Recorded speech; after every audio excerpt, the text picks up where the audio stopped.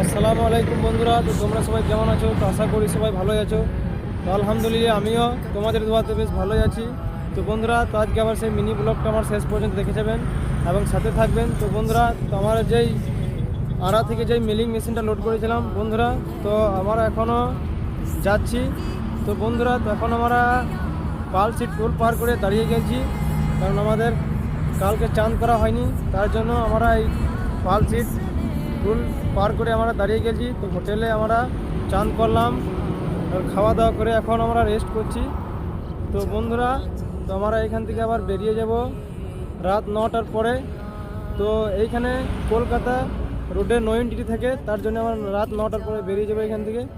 তো রাত 9টার পর বেরিয়ে যাওয়ার পরে আমাদের একটা ডানকুনি পার করে আমাদের একটা গাইড নিতে হবে, কারণ আমরা কলকাতার রাস্তা জানি না। তাই গাইড নেওয়ার করে আমরা চলে যাব কলকাতায় মেশিনটা খালি করতে। তো বন্ধুরা, তো দেখাই যাক যে আমরা কলকাতা কখন পৌঁছাতে পারি। তো বন্ধুরা, তো আবার পরের ভিডিওতে দেখা হবে, এবং চ্যানেলটাতে যারা নতুন আছে তারা সাবস্ক্রাইব করে দিয়ে যাবে।